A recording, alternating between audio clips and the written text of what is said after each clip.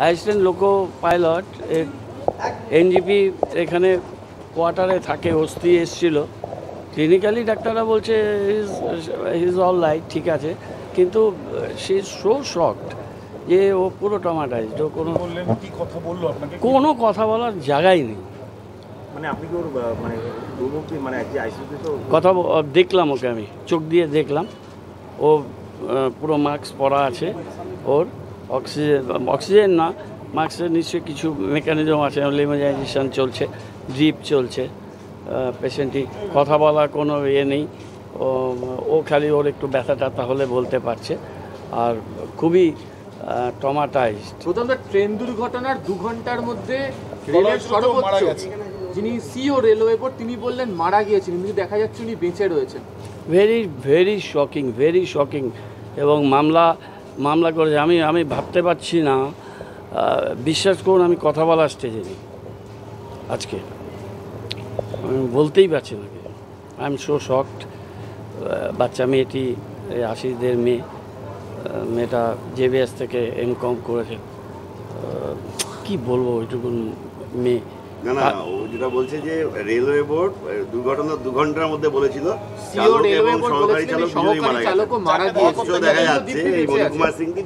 এটা দেখলাম। ওদের সিও যে ভদ্রমহিলা, তো দিল্লি থেকে না কোথা থেকে, উনি প্রথমে এসব বলছে এবং উইচ হান্টিং হচ্ছে, যে মৃত ব্যক্তিদের ঘাড়ে দোষ চাপিয়ে দাও। আর এ তো ক্লিনিক্যালি ফিট, কিন্তু মেন্টালি তো একেবারেই আপসেট। এখানে ভর্তি করেছে, কথা বলার স্টেজে নেই, একেবারেই ট্রমাটাইজড। ওর ব্যথা টাথাগুলো হালকাভাবে বলতে পারছে, আর কিছুই বলার। ওনার নামে তো কমপ্লেনও হয়েছে, ওনার নামে কমপ্লেনও করেছেন একজন সহযাত্রী রেল পুলিশের কাছে, যে মানে ওই মেয়েটির কোনো কিছু জানার কথাই না। ও অনেক আজকে গেছি, কথা বলেছি। আমি যে ওয়ার্ড থেকে কাউন্সিলর, ওই ওয়ার্ডে থাকে। ওর বাবা আমার খুব পরিচিত, মেয়েটিও সফটওয়্যার ইঞ্জিনিয়ার, ও জাস্ট চাকরিতে জয়েন করেছে, চৈতালি। ও কিছুই জানে না।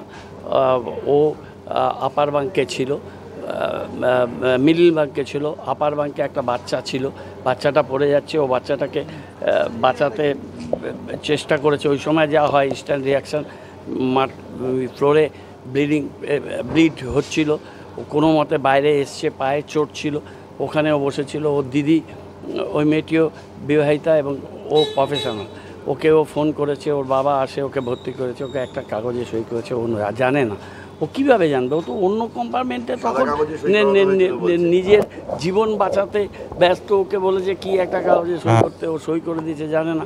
তারপরে প্রেস মিডিয়া, এই মেয়েটিও খুব মানসিক যন্ত্রণার মধ্যে আছে, ওরা এসব ফেস করেনি কোনোদিন। ওর বাবা বলছে যে সকাল থেকে একদিকে ও ঘাড়ে ব্যথা, পায়ে এরকম সোয়েলিং ফুলে আছে, ওখানে ওর ফ্র্যাকচার হয়নি, কিন্তু ওখানে একটা চোট আছে। সেই চোটটা নিয়ে 7 দিন বেড রিডেন একটা ডাক্তার অ্যাডভাইস করেছে। তার মধ্যে ওর ট্রেনিং হবে, ওর ট্রেনিংয়ে যেতে পারছে না, এর একটা মানসিক যন্ত্রণা। তার মধ্যে টিভি মিডিয়া তাকে দিয়ে সই করে দিয়েছে, কি কমপ্লেন কিছু যায় না। এই যে সব ব্যাপারগুলো হচ্ছে, তদন্ত শুরু হওয়ার আগেই কে দোষী বলে দেওয়া হচ্ছে, যে বেঁচে আছেন তিনি মারা গেছেন বলে দেওয়া হচ্ছে। এর থেকে আয়রনি হতে পারে না। দেখুন কি কারণে মনে হচ্ছে, ওরা সর্বোচ্চ আধিকারিকরা যারা অ্যান্টি কলিশন ডিভাইস, সেই ডিভাইস তৈরি হয়নি।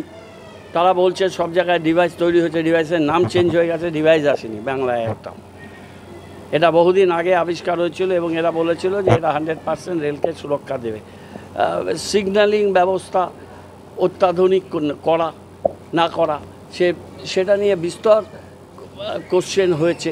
তারপরে একজন ড্রাইভার বা যারা কাজ করে তাদের মিনিমাম যে রেস্টের দরকার, সেই রেস্ট তারা কটা পেয়েছে, কটা ছুটি তাদের ডিউজ ছিল, সেই বিষয়গুলো। এবং এটা একটা থরো ইনভেস্টিগেশন, তার অনেক মেকানিজম আছে। এবং আজকের তথ্য প্রযুক্তির যুগে সমস্ত তথ্য কিন্তু থেকে যায়, প্রেস মিডিয়া তথ্য পেয়ে যাচ্ছে, আর এটা একটা থরো ইনভেস্টিগেশনে পাবে না। এত তাড়াতাড়ি উইচ হান্টিং হয়ে গেল এবং সেটাকে একটা কনক্লুশনে চলে আসলো।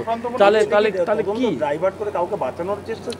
এটা পুরো রেল ব্যবস্থা ভেঙে পড়েছে।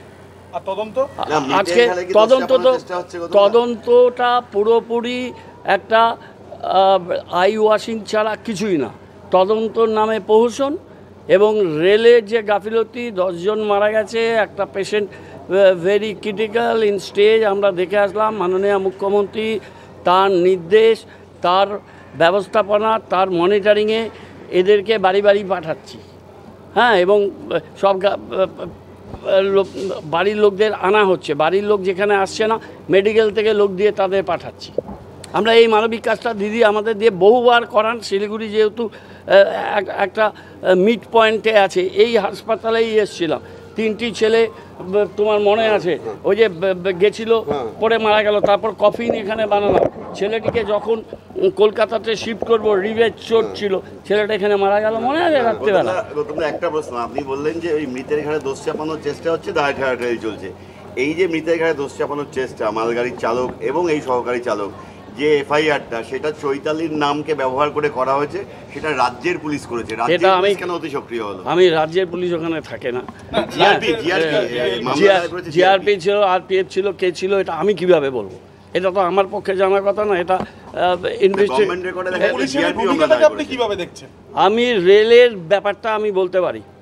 রেলের সর্বোচ্চ আধিকারিক তারা 2 ঘন্টার মধ্যে বলেছে, without having going into the depth of the incident and the offense and the accident took place, সে সমস্ত কিছু কনক্লুসিভ করে দিচ্ছে। তাহলে তারপর আর কিছু করার দরকার পড়ে না। এবং একজন বেঁচে আছেন ট্রমাটাইজড, তাকে ভালো